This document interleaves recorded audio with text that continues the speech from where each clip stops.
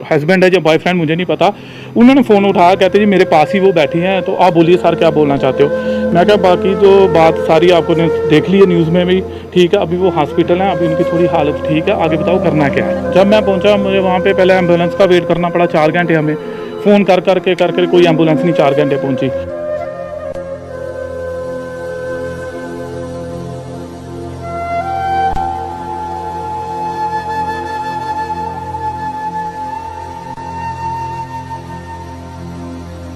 मेरी आपके मुझे बोल रहे कि आपके आगे रिक्वेस्ट है, आप ऐसा करें इनको जो गुरुद्वारे जहाँ कहीं आश्रम में छोड़ दें, अगर ये ठीक होता है। उन्होंने सीधा बोल दिया उस टाइम कि मैं इनकी रिस्पॉन्सिबिलिटी नहीं ले सकती, ठीक है, आप इनको गुरुद्वारे या आश्रम में कहीं भी छोड़ दो जहाँ कोई एनजीओ इनको संभाल ले। लेकिन बड़ी शर्म की और अफसोस की बात होती है जो लोग वहाँ पे तमाशा देख रहे थे।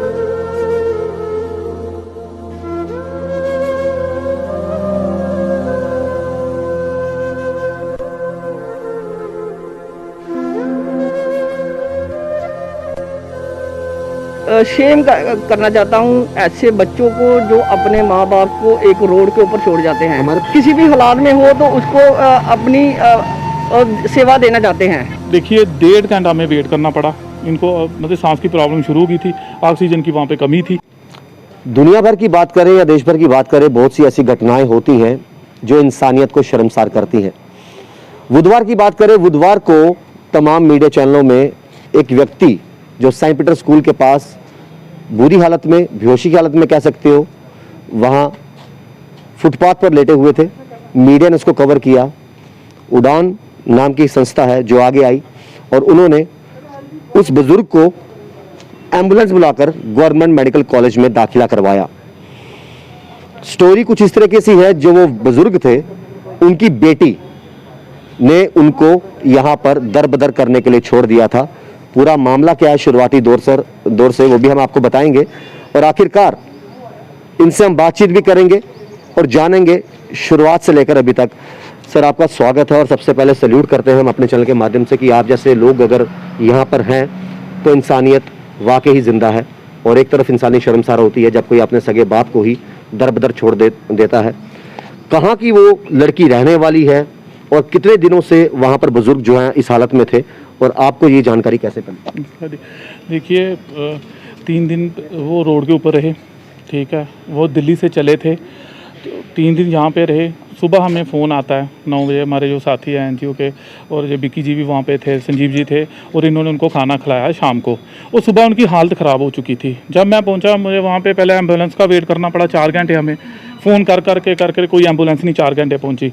उसके बाद हमारे जो उधर ऑटो ड्राइवर थे संजीव जी, तो एसएचओ साहब को हमने बोला, तो मैं उनका भी थैंक्स करता हूँ उस पर कि उन्होंने हमें पीपी किट दी। हमने खुद ही अरेंजमेंट किया सारा कि इसको ऑटो में डाल के हॉस्पिटल पर जाएँ कि पहला बंदा बचे।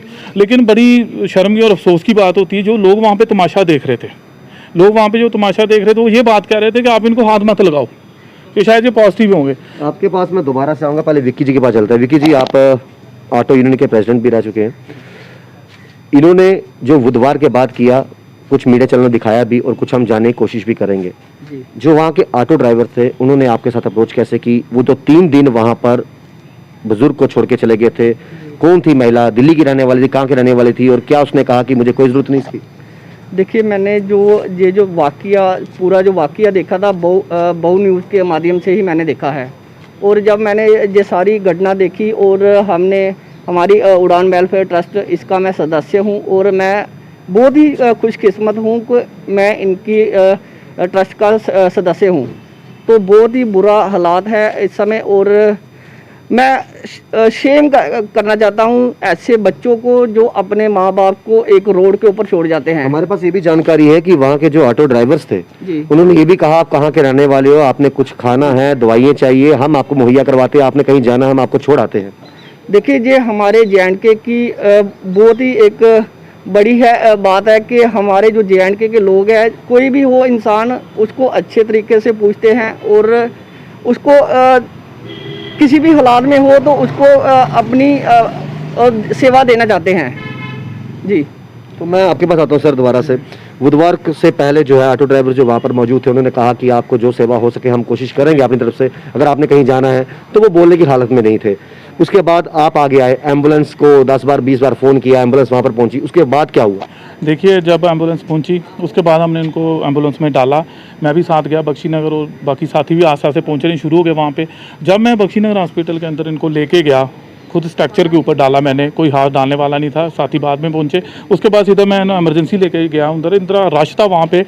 और देखिए 1.5 घंटा हमें वेट करना पड़ा इनको, मतलब सांस की प्रॉब्लम शुरू हो गई थी, ऑक्सीजन की वहाँ पे कमी थी। उस दौरान क्या इनके परिवार से बात हुई, आपकी बेटी से बात हुई? उसी पल बात हुई, मतलब कि जब हमने एम्बुलेंस में डाला उससे पहले बात हुई है।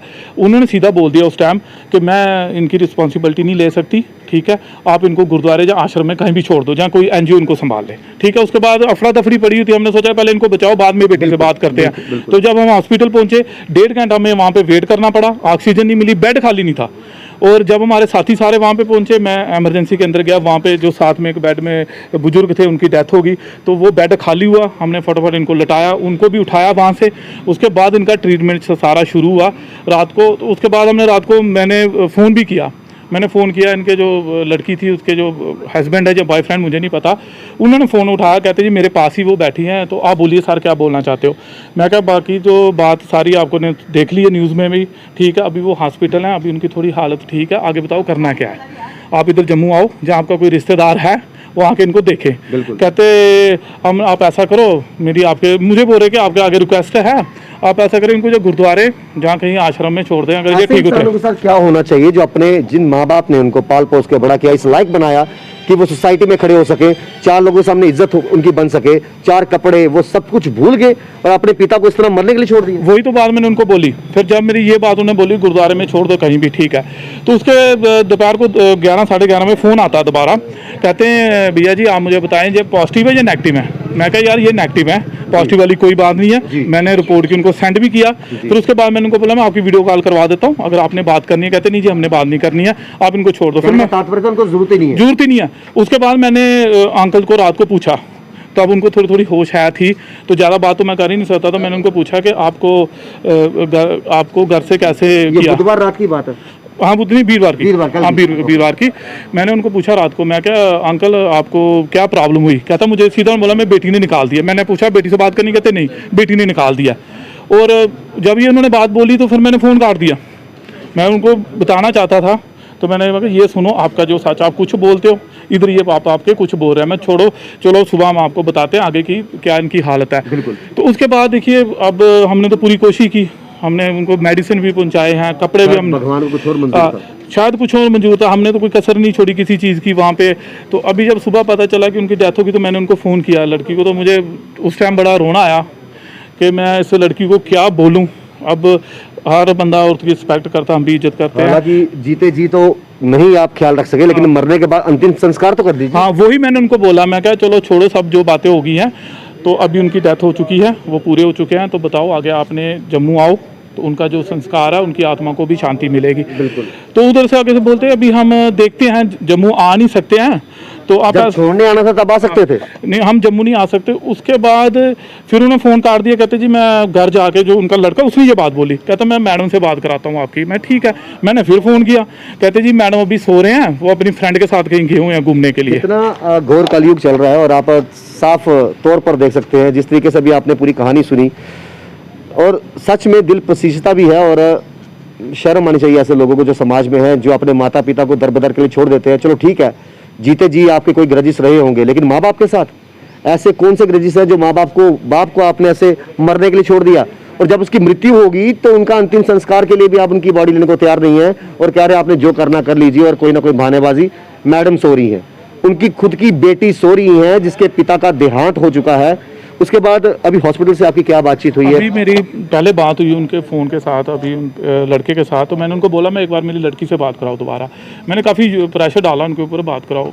हॉस्पिटल से भी फ़ोन किया है, पुलिस स्टेशन से भी फ़ोन किया है, पहले उन्होंने उठाया नहीं फ़ोन। तो अब जब मेरा उन्होंने फ़ोन उठाया जैसे कोई 15-20 आधे घंटा पहले, तो मुझे लड़की बोलने लगी जी मैं यहाँ पे नहीं आ सकती। मैं कहा अगर आप नहीं आ सकते हम संस्कार कर दें जी। तो कहती नहीं वो आप देख लो, वो आप देख लो।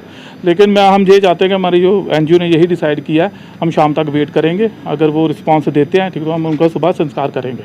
किस तरह की आप कड़ी कार्रवाई की मांग करते हैं ऐसे लोगों के खिलाफ जो दिन दहाड़े शरेआम सबके सामने इस तरह का क्राइम करते हैं, किस तरह की सजा मिलनी चाहिए?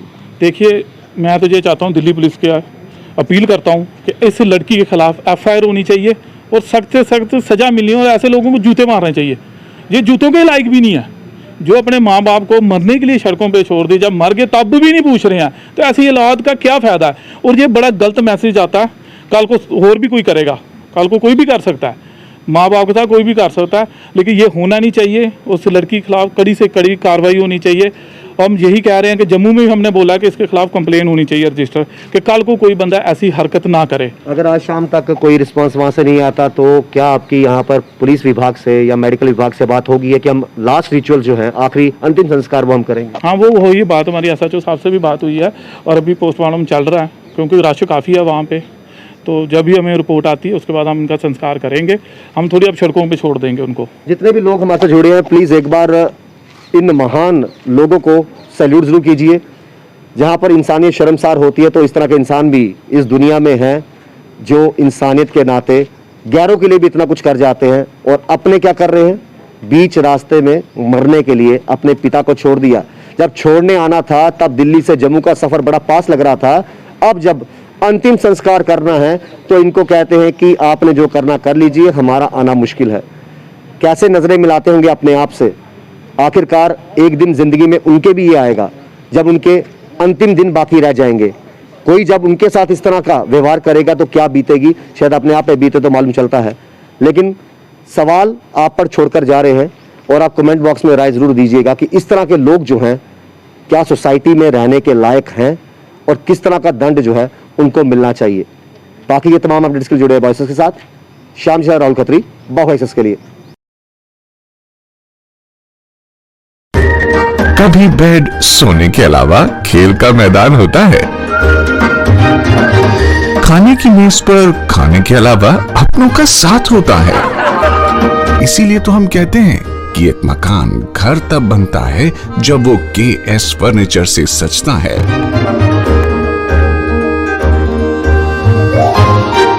रिश्तों की मिठास का एहसास KS फर्नीचर के साथ।